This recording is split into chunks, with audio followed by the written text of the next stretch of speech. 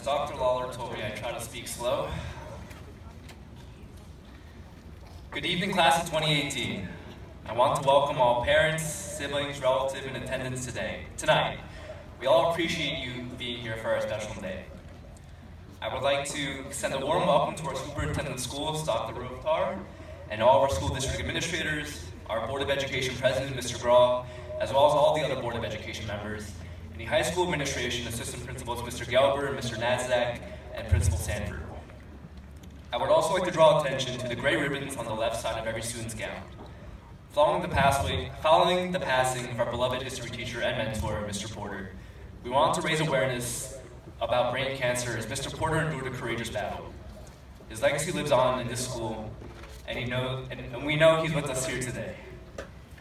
Now, before I get into the crux of my speech, I would like to thank the people that have nurtured me into the person I am today.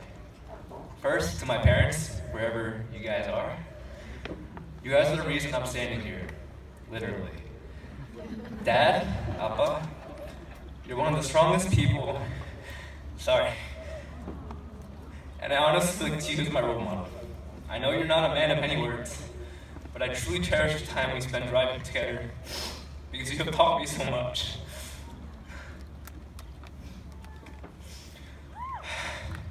I can't imagine the struggles that you went through.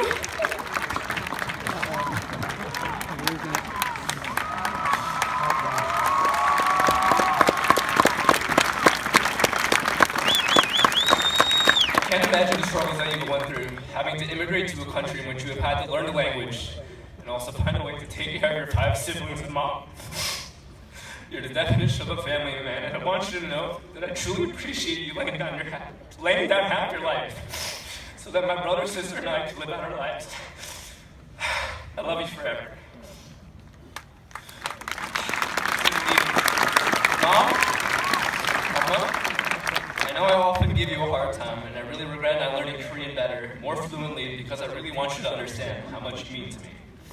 You're the most kind-hearted woman, and I'm happy to know that my success makes you so proud. You cook the most delicious meals, and I hope you publish a cookbook or teach me the recipes because I don't think I'll survive without them. Thank you for your unwavering support. I really mean it. 사랑해요, 당신이. I would speak better when I'm crying.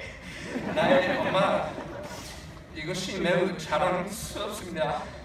Which translates to I love you, and I'm proud to have you as my mom. Okay, good. Next, a very special teacher, Miss Gormley. Miss Gormley, it's because of you that I have the courage to stand up here and speak to everyone here today. I'll never forget our early morning breakfast together in a conversation room 301. This community has been lucky to have such a caring, dedicated, and phenomenal educator among us. With regret, we say goodbye, but every student past and present will remember the love you have shown for each and every one of us. And last and finally, 2 individuals that have been with me since day 1. Brian Anthony Laredo. It was with you in 1st grade English Schmidt's class where you were crying and I approached you, asked you what was wrong, and the rest is history. I'm glad we became the best of friends over these past 12 years. Thanks for being someone I could rant to about anything. Thanks for driving me to school every morning and waiting 20 minutes in my driveway waiting for me to wake up. You're the real MVP. Sehi. It feels like it was just yesterday. We were in 3rd grade on Gmail video chatting about God knows what. Thanks for being the only person I can truly feel myself around, and for reciprocating the same level of weirdness, if not more. I'll never forget our last-minute study sessions, buying snacks together in class, or randomly singing mid-conversation. When I say I'm going to miss you, I truly mean it. You're one of the reasons I'll make sure I stop by home as many times as possible. Now, believe me, I didn't want to cry as much, and I would have liked to shout at everyone out here today, but then we'd be here forever. So to make up for that, tonight at 8:30, you should have all received an email to your school accounts from me. Each email is personalized for each and every single one of you because all of you had an impact on me one way or another. I have each of you to thank for making me the individual that I am today, and most importantly, each of you to thank for being able to present the message that I'm about to share with you tonight. Okay, now I'd like to open up to you. Whenever I was asked the question, what's your biggest fear? My response was always automatic. Some would say flying, some would say death, and others would say those 8-legged demons called spiders. For me, it was always loneliness. This is a concept I've dealt with for a long time now, and you might be thinking, but Dan, you're one of the most extroverted people I know. And you would be right. but it's also something I've struggled with in the past.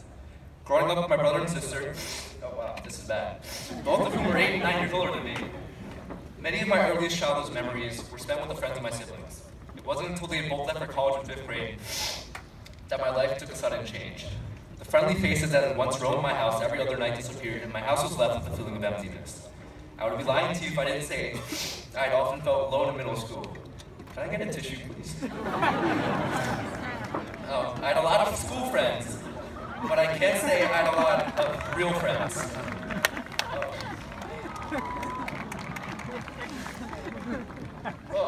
Okay, much better. I had a lot of school friends, but real friends, not as much. If it weren't for online video games, I honestly don't know. Oh, even better. If it weren't for online video games, I don't know how I would have turned out. Through these 3 years of middle school, I learned a lot about myself, and so it became my goal to ensure that no one I knew felt the way that I had. Before I put myself in a position to single out others or judge based on preconceived notions, I made it a goal to understand opposing perspectives and take the time to listen to those with differing views. Now, there are approximately 7.4 billion people in this world, and Miss Jesus will tell you I'm not a math person, but even I know that's a big number. It only takes one, just one of that 7.4 billion people to brighten up someone's day. Something as small as saying hi to someone in the hallway or engaging in a simple conversation can really go a long way.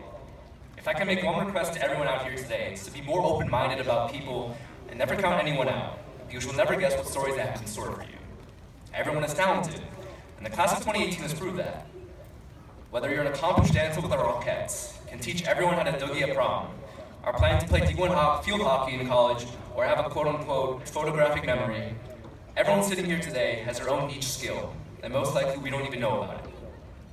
But there's another reason why I asked you all today to become more inclusive and open-minded.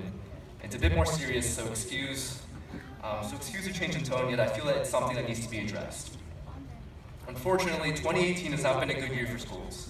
In 24 weeks alone, we've seen 20 school shootings take place. And it's crazy to imagine that it averages out to over 1 school shooting per week. We as a society have proposed solutions, and the likes of gun policy have led the forefront for safer schools. However, I don't plan to discuss that. While gun regulation may or may not play a part in creating safer schools, there's another solution that I feel as a community we can look to act on. Inclusion.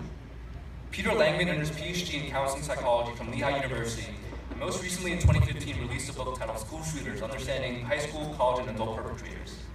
In an interview he noted, Sung-Kyu Cho at Virginia Tech, he didn't have a single friend. He didn't speak to anyone in college, and he was an extreme loner. Adam Lanza, a Sandy Hook shooter, spent most of his time in his mother's basement playing video games and watching movies. He was very isolated. The Sun Sentinel, located in Broward County, Florida, released an article about Nicholas Cruz, the Marjorie Stoneman Douglas shooter, saying the young man has been described as lost and lonely. These examples are few, but nonetheless represent a lot of the same sentiments the school shooters cite. I agree, school shootings would not have happened without guns. I agree, the school shooting still would have happened with or without mental illness. But this does not excuse our society's blatant ignorance to attending to those who feel like outcasts. People who feel like they have no one to go to. People who feel alone in this world of 7.4 billion people. People who may be looking for a friend, someone to talk to, someone to share the same smiles and laughs and memories as everyone else here tonight. I urge everyone here to try to be more inclusive of those around them that may feel like outsiders, whether you're a rising sophomore, junior, or senior at MTHS. Go and sit with someone new at lunch. Make an effort to include more people in the conversation, or even try to invite others to school events. And to all of you who sit before me, sit next to someone new in class. Try new sports or clubs. But most of all, be willing to make friends with people you never would have imagined. No one should ever have to feel alone, and everyone here has the power to change that. Because recently our country has been more divided than ever, and as a result, people have been prone to ignore the opinions of those who disagree with them. We've bred a culture in which people who don't believe the same ideals as you are regarded as having nothing important to say, and that therefore their opinion is insignificant. On the contrary, I believe it's the other way around. Yes, it's good to associate with people that agree with you, but speaking with those of opposing viewpoints is an opportunity to expand perspectives and better understand our world. Today more than ever, it's critical that we try to open our minds to new people and new ideas. We don't need politicians to pass laws about inclusion. We don't need people to teach us about how not to treat other people. What we do need is to break down the social stigma that just because someone seems weird or odd, therefore we shouldn't try to talk to them or interact with them or try to be their friend. Please Please don't interpret my message as being the solution to the problem. There won't be any definitive answer, but being more inclusive is certainly a step in the right direction. I can't imagine how different my life would be if it weren't for all of you sitting here today that were willing to give me a chance, talk to me, laugh at my bad jokes, but most importantly, take the time to be my friend. If you take anything away from my speech today, please, let it be to open your minds to people that are different from you. I hope everyone here is willing to spend the same amount of effort and time that they invested into me, into new and different people that they'll encounter in the future. Thank you all for listening and for giving me your time. It's been a pleasure, class of 2018. I truly mean it when I say it. I'll miss you all greatly.